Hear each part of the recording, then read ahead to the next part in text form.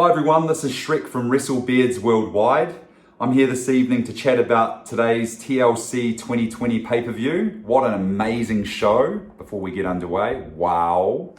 I'm here to talk about the winners and losers, some of the big moments, and also referring back to my predictions video from yesterday with my co-host Luke, and we'll see who got it right and who got it wrong. Stay tuned.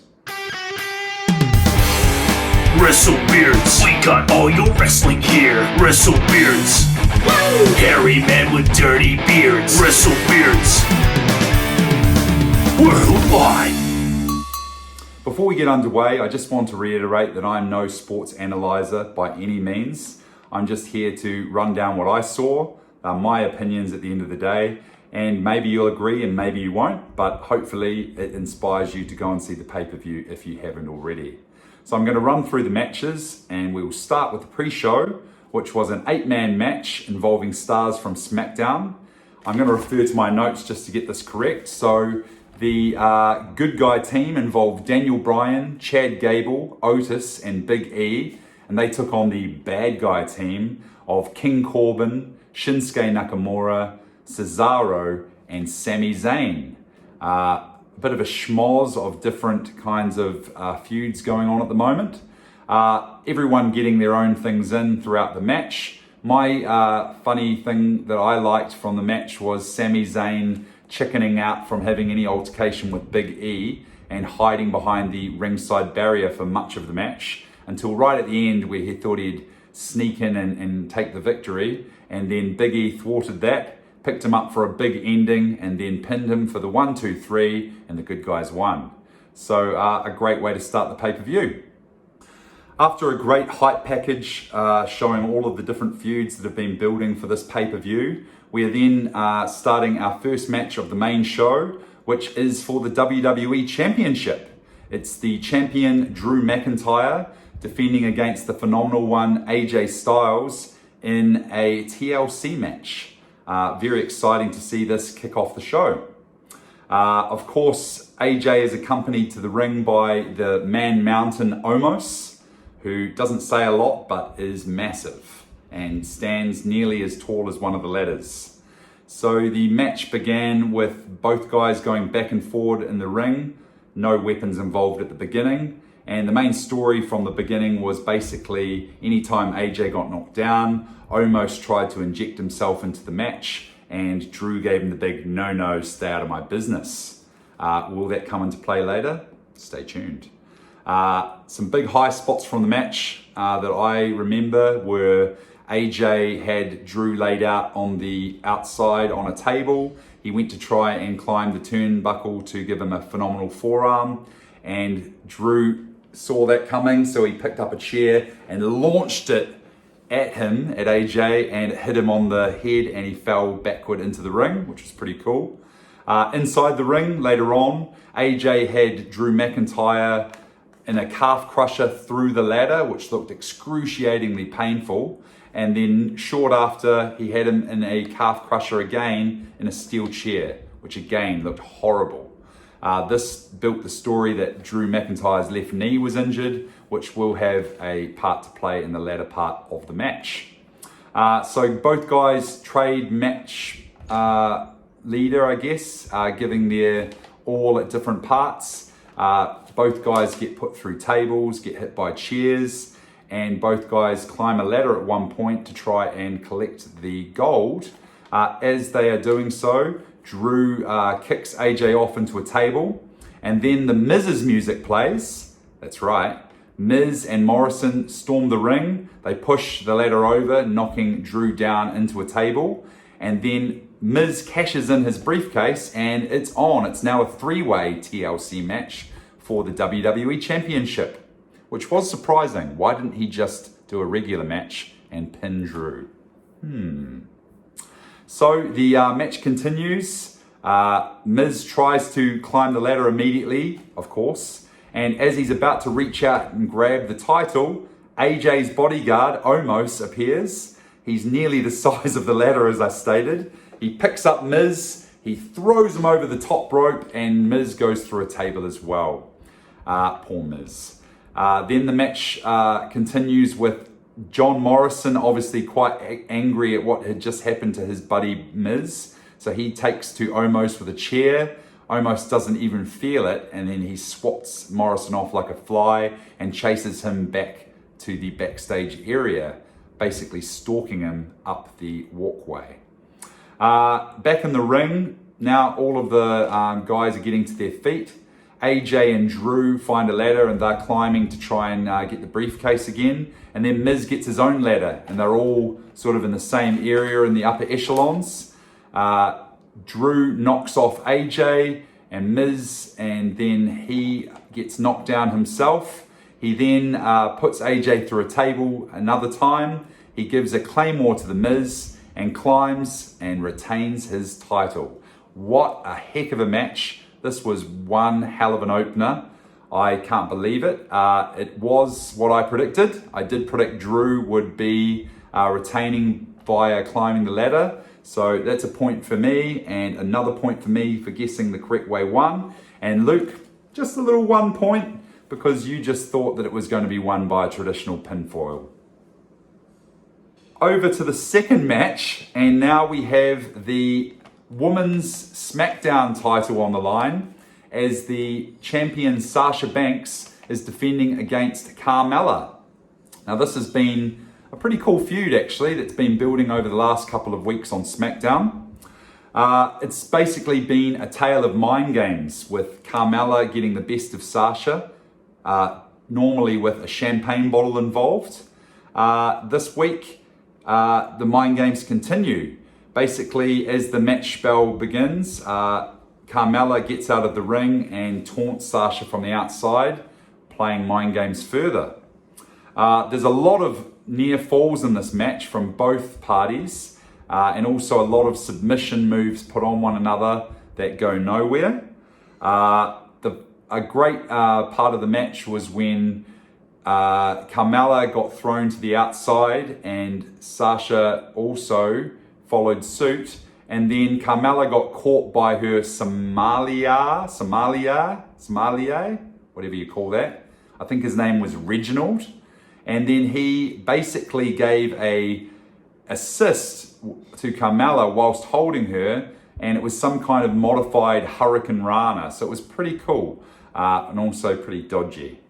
At the end of the match, there was a trade-off of different big moves, and it ended ultimately in the Banks statement being applied and Sasha Banks coming away with the victory, retaining her title.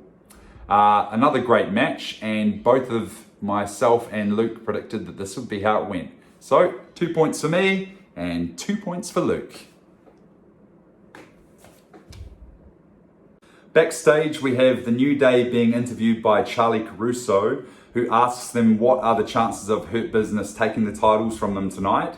And then the boys reply, it definitely won't happen. I guess we'll see if that is true shortly. So then we go to said match with the New Day, Xavier Woods and Kofi Kingston defending the Raw Tag Team Championships against the Hurt Business, consisting of Cedric Alexander and Shelton Benjamin. And they're flanked by their manager and I guess their leader of the faction, MVP. The match gets underway and it's a good old-fashioned tag match. The New Day taking control at the beginning. There's a very cool spot where Xavier Woods does a leg drop from the top of the turnbuckle onto Cedric Alexander's neck. It's a really exciting move. The match goes back and forth with the ending involving Benjamin superplexing Kingston from the top rope. Another impressive moment.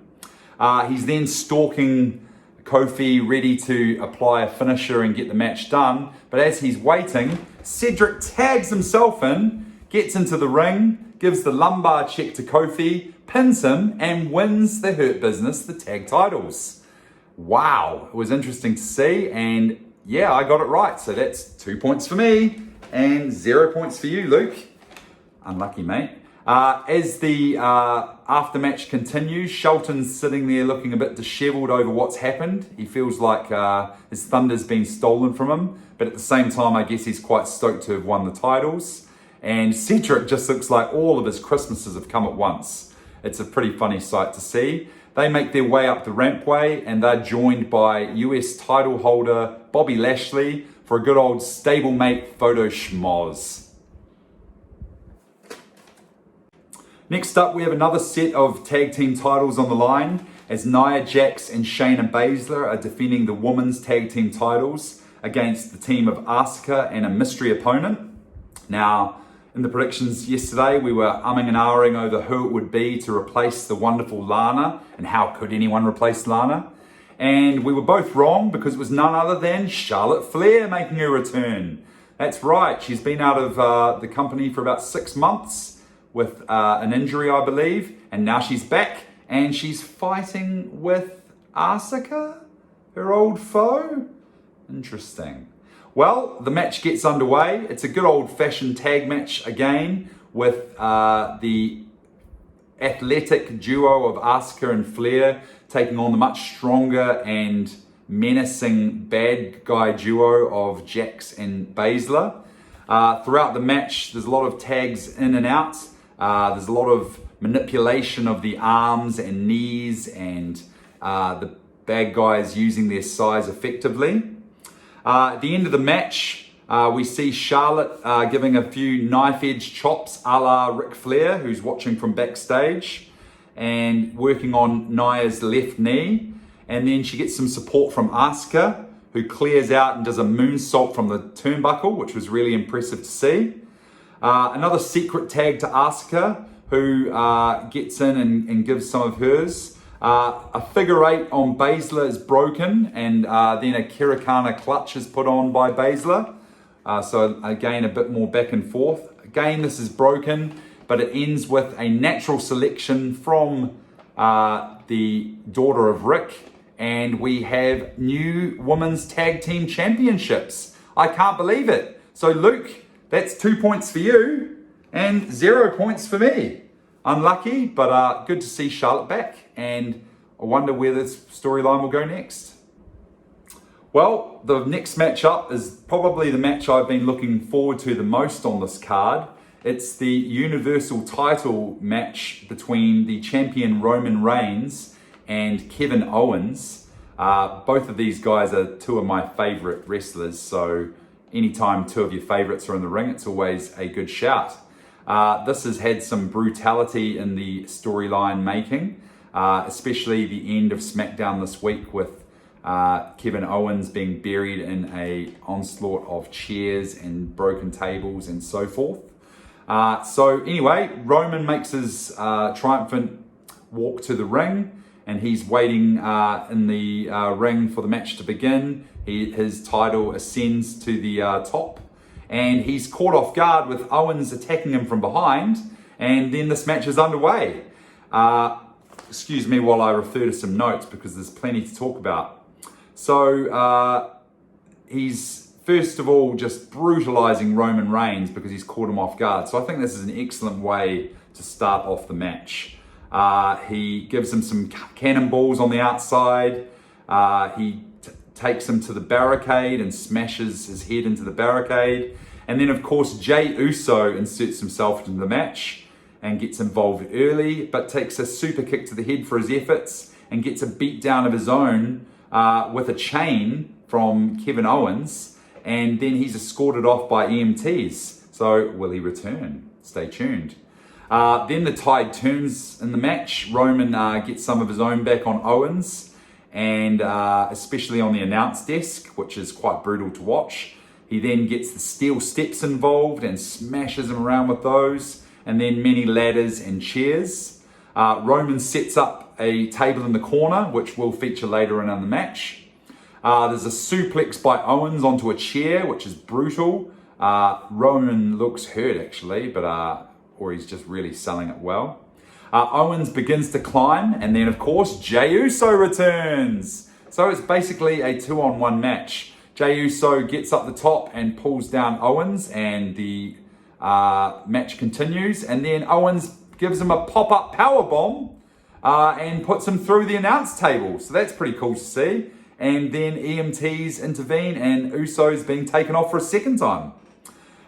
He starts to climb the ladder again, is Owens, and then Roman obviously is now fit and ready to go and stops him this time. Chaos ensues, and then who should stroll in but Uso again. He obviously... Well,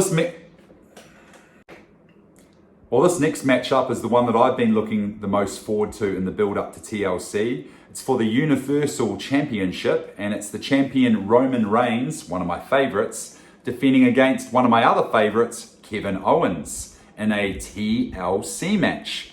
Now, this build-up has been brutal. It's become about family. It's become about more than just the wrestling, and that's always cool. Kevin Owens was brutalized on Smackdown this week. He was left in a pile of broken tables and chairs, and he finally came out of the rubble and then proclaimed that you'd have to kill him if he was going to be stopped trying to win that title at TLC. So I guess we'll find out if that happens shortly. So Roman makes his way to the ring, and he has his title tied up in the hook to be sent to the heavens of the arena. And as he's awaiting Owens to come down for his entrance, Owens attacks him from behind. And this match is on. The bell is rung. Owens begins with the upper hand and takes Roman to the outside, where he gives him a few cannonballs and then starts beating him down with the outside barricade. I'm going to have to refer to some notes because there's a lot to talk about here. And then guess who gets involved? Jey Uso. So of course, this is more than a standard match. This is now a 2-on-1 match, basically. Jey Uso gets involved and he starts to give his beat down on Owens, but he gets a super kick from Owens for his efforts, and then a beat down with a chain, to which EMTs actually have to carry Uso off because he's in no fit state to stick around ringside and cause mischief. We then have the tides turning in the match. Roman gets some of his steam in and begins to beat down Owens. And we see a lot of the announce desk get destroyed in the process, plus some steel steps get involved, many ladders and many chairs. Roman sets up a table in the corner of the ring, which will play a part later on. We see a suplex by Owens onto a chair.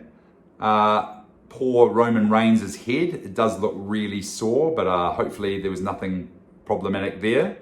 Owens begins to climb, and then of course, Jey Uso reappears. That dastardly rabbit, and he thwarts Owens' plans to win the title yet again. He pulls him down, and they have a fight. Owens then has to give him a pop-up powerbomb through the announce table for his efforts, which was again a sight to see. Will Uso be back? Stay tuned. He climbs again the ladder, and then Roman has come to his senses, and now he's stopped Owens. So that's, I think, the third attempt at climbing being stopped against two opponents. The Roman Reigns beatdown then ensues, and it is brutal. We're talking about every weapon involved, and it is horrible. Owens gets the demons kicked out of him. It is disgusting to see. Then, disrespectfully, Roman decides to just stroll in and climb the ladder very slowly. And as he does, Owens reappears at the bottom of the ladder. He's not giving up. This is amazing. I love this never die attitude that Owens did promise us on Smackdown. They continue having a bit of a beatdown.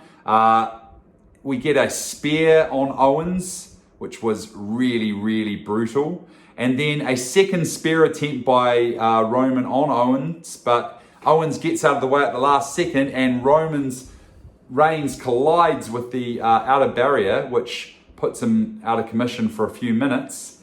Of course, Owens gets in the ring and tries to climb the ladder again. And does he get there? Well, no. Somehow, out of nowhere, Roman reappears. A beatdown ensues. And then, guess who's back again? Jey Uso. But don't worry, he gets a stunner for his efforts from Kevin Owens. There's a bit more back and forth.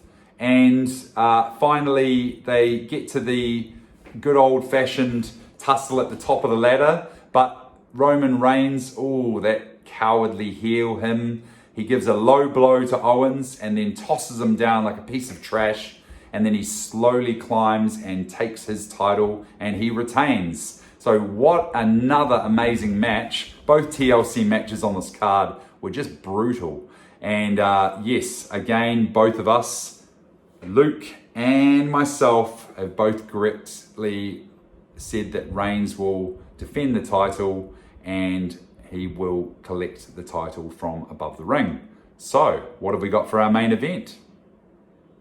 Well, finally, we have our main event of the evening, which is not what I expected it to be, but we'll see why in a moment. It's the Firefly Inferno match pitting The Fiend Bray Wyatt against old nemesis Randy Orton.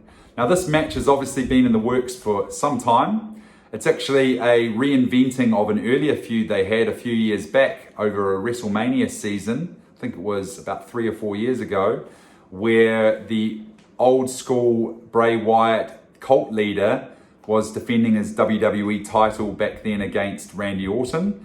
And now things have changed. Wyatt's reinvented himself as The Fiend, and this should be brutal. So what is a Firefly Inferno match? Well, basically it's the same as the old school Kane style Inferno matches, where the opponent has to be set on fire in order for you to win the match, as stated by the commentators. So we get things started. It's a very stiff shot back and forth kind of affair and some stomps for good measure. Assisted Abigail is applied by The Fiend early on, and then the fire is summoned.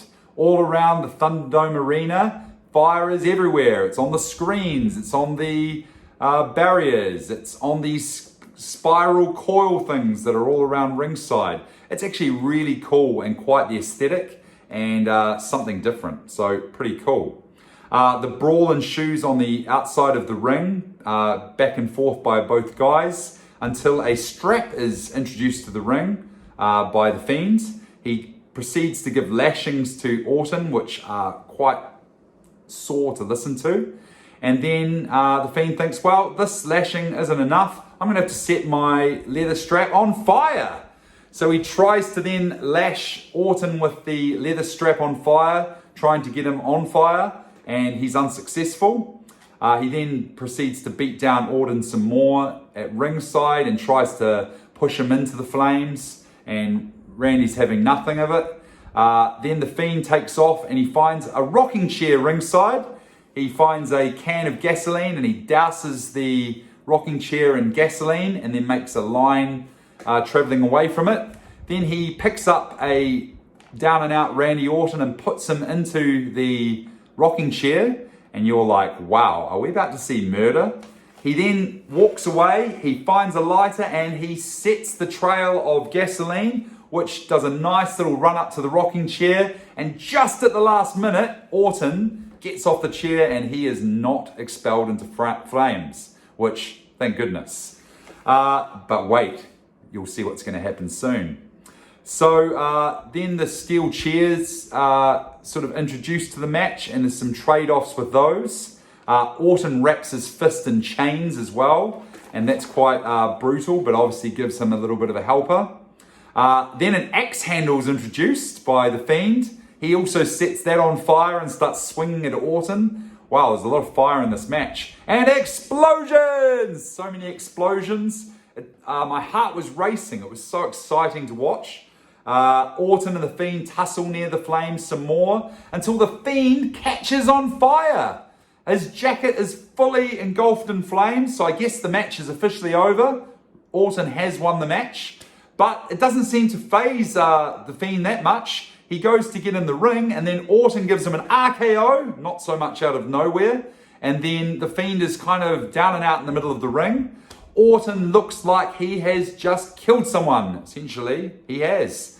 He's looking like he's seen a ghost, and he looks disgusted in himself, but then it's the old switcheroo, and he has this kind of charming, dishevelish look on his face. He goes out of the ring, he finds that gasoline canister, he brings it inside the ring, he douses Bray Wyatt's limp, prone body with gasoline, and he gets the lighter, and then he sets Bray on fire.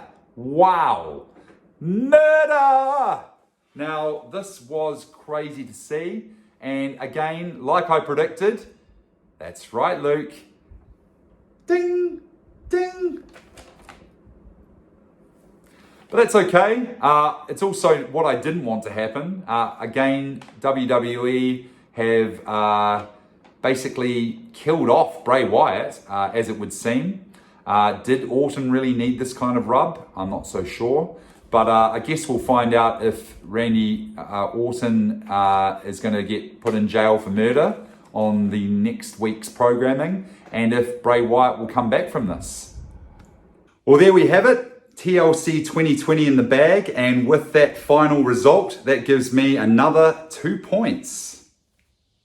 And Luke, so I guess I am still the WrestleBeards champion of predictions. I look forward to my bottle of vodka in the mail, and I look forward to seeing you all this week for many awesome updates, including another podcast and another interview. So I'll see you all later in the week. This has been Shrek for WrestleBeards Worldwide. See you soon. It's your boy James Ellsworth, the man that beat AJ's pals not once, not twice, but 3 times the real winner of the first ever women's Money in the Bank ladder match. And I am here to tell you to like, share, and subscribe on YouTube to WrestleBeards Worldwide. And remember, any man with 2 hands has a fighting chance.